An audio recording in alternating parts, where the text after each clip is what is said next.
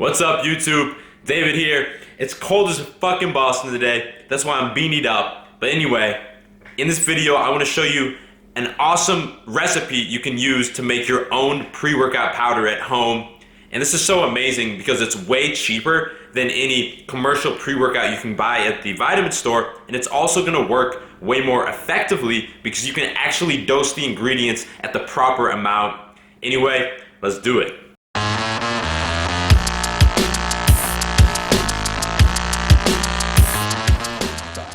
Alright, let's do it. When you're making your pre-workout powder, there's 3 main ingredients that you need, and then there's 2 optional ingredients. So the first ingredient, and this is the main thing that you need, is simply caffeine. Caffeine is the active ingredient in every single pre-workout powder you can buy at the store, in every single energy drink, and that's because caffeine is what gives you that rush of energy and that rush of focus, and it's really what you're feeling when you're taking any pre-workout. So this is absolutely needed. And in terms of the dosage, you should take anywhere from 100 milligrams to 300 milligrams, depending on your personal caffeine tolerance. Personally, I take 150 milligrams, and that's enough to get me like boosted up, ready to go to the gym without getting super jittery. But you're going to want to test and experiment on yourself. By the way, I'm going to link all of these ingredients below in the description, so make sure you check that out.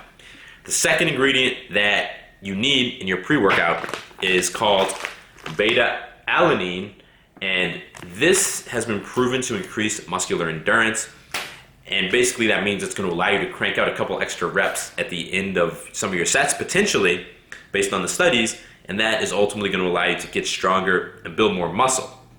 Now, this is also what gives you that tingly feeling if you've taken pre-workouts before that make your skin tingle. It's from the beta-alanine. So I personally like that as well, so that's another reason I include it in my pre-workout. One thing to note is that beta-alanine does not actually have any acute effects, and that means that it does not have any immediate effects.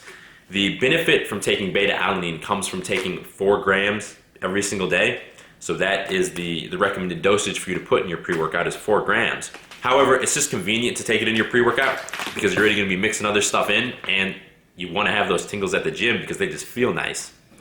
And the third and final ingredient you need in your pre-workout is simply a creatine powder. And creatine, like beta-alanine, does not have any acute effects. It doesn't have any immediate effects. But again, it's just a convenient time to mix it in with the pre-workout. That being said, creatine is by far the most studied and researched legal supplement that has a big impact on strength and muscle mass. So if you're trying to build strength and build muscle, you really should be taking creatine. 5 grams a day is the proven amount. You don't need to do a loading phase and take a bunch at first. That has been debunked in studies. Now, there's a 4th potential ingredient for you to include, and that is called CITRULLINE MALATE. However, the studies are not so conclusive for this like these other ingredients, and it's also a lot more expensive than any of these other ingredients, so personally I don't buy it. But you're welcome to use it if you really want to make sure you have the absolute ultimate best pre-workout powder. And finally, another ingredient that I really do think you should include is a Gatorade powder or one of those Gatorade squirter bottles for taste, because otherwise it's just going to taste nasty. The beta-alanine tastes sour as fuck, and the other stuff is just so much powder in there. This is like, it's not good. You don't want to be doing it. I've done it. I don't want you to make that same mistake. But unfortunately, I'm out of my Gatorade mixture, so let's go hit Target, buy a new thing, and we'll come back here, make the pre-workout, and hit the gym. We lose ourselves in the spirit of things.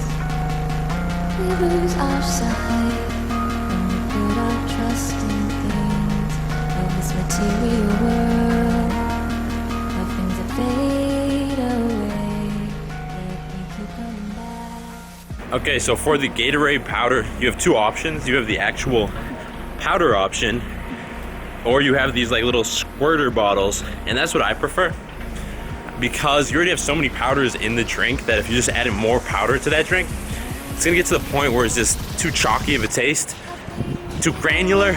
So I prefer the squirter bottles. Anyway, I'm gonna go home, mix this baby up, drink it down, and I'm gonna give you an update of how I'm feeling on the way to the gym, and we'll keep it going from there.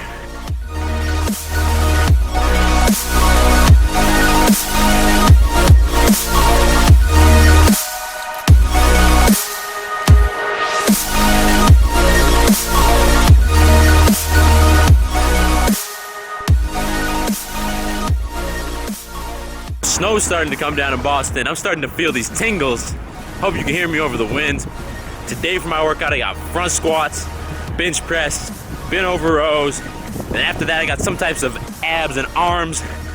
Anyway, I'm going crazy, enjoying the pre-workout, but stay tuned, because after my workout, I'm gonna wrap up and do a breakdown for you of the difference between a homemade pre-workout, a commercial pre-workout, and just having a strong coffee or espresso. Let's get it.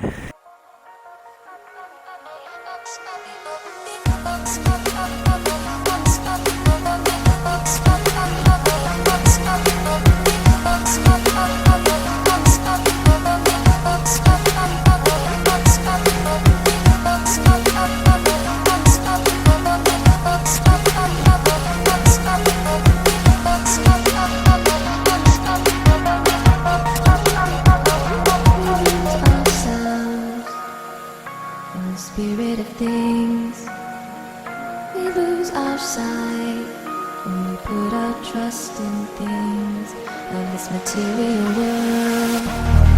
The things that fade away, yet we keep coming back, keep coming back, keep coming back, keep coming back, keep coming back. So that was a great workout.